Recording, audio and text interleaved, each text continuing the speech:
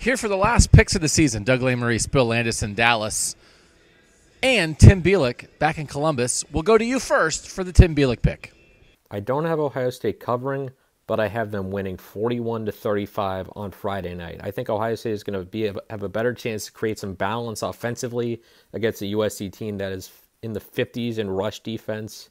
And I feel like Ohio State will try and make USC one-dimensional, although that one dimension with Sam Darnold is outstanding. I think he's going to have a big game, but if Ohio State can make USC one-dimensional and run the football the way they have for the past few games, I think they're going to do just enough to hang on and win a tight one, end the season as the Cotton Bowl champions by 6. All right, Tim, interesting pick. That's a segue, but we don't actually know what he said because we didn't look at his video yet. Landis and I think we're split on this, so I'll let you go first because when we're split, I like to make you think so that I don't have to think. What do you got, Ohio State, USC? Yeah, I've been conflicted on games this year. I'm not like conflicted on who I think will win as much as like I don't feel like I have like a real vibe for what's going to happen on Friday night when Ohio State plays USC. But I've kind of thought all along that Ohio State will win. I was kind of trying to decide whether or not I thought it was going to be a shootout or not, and I think it will be. I think you have two very high-powered offenses, two defenses that I think have shown that they're prone to lapses. And I think Sam Darnold's a bad matchup for Ohio State. I think Ohio State's run game is a bad matchup for USC. So to me, that means both teams are scoring a lot of points.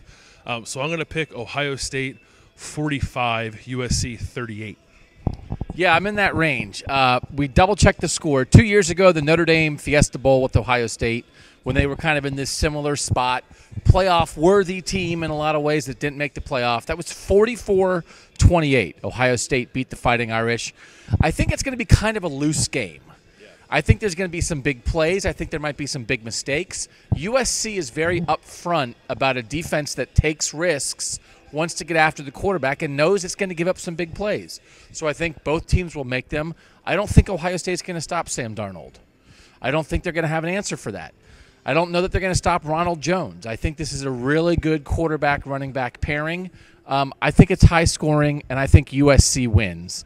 I have 41-35. A lot of times when I make my pick, I think of a score, and then I try to take about 7 points off each team because I think your inclination is to go high. And I was going to take 7 points off, but I don't.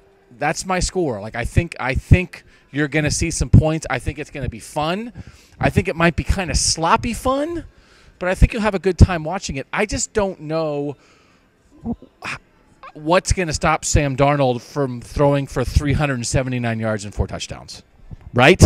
Yeah, no, I'm there too. It in some ways reminds me of the Rose Bowl that USC played against Penn State last year, where I mean nobody could stop anybody, and then in the end, like USC finally got to stop and kick the field goal and won the game. I think this is kind of a similar deal. I just have Ohio State winning it and by a wider margin than a field goal. But I agree. I think it's two teams that have played sloppy at points this year, and the long break. It's not a playoff. There's not much to play for other than, I don't know, traditional pride, I guess. So I think it's on the table for it to be kind of a sloppy, fun game, like you said, with a lot of points on the board. That Rose Bowl last year got in the 50s. If this thing gets in the 50s, I love that game last year. I hope that happens. If we get in the 50s, we're really going to have a lot of fun. Yeah. He's Bill. I'm Doug. That was Tim. Thanks for watching these picks. I don't know why you watch them. What do we know? But thanks for watching anyway. It's been a fun year. We'll see you in the off season. Bye.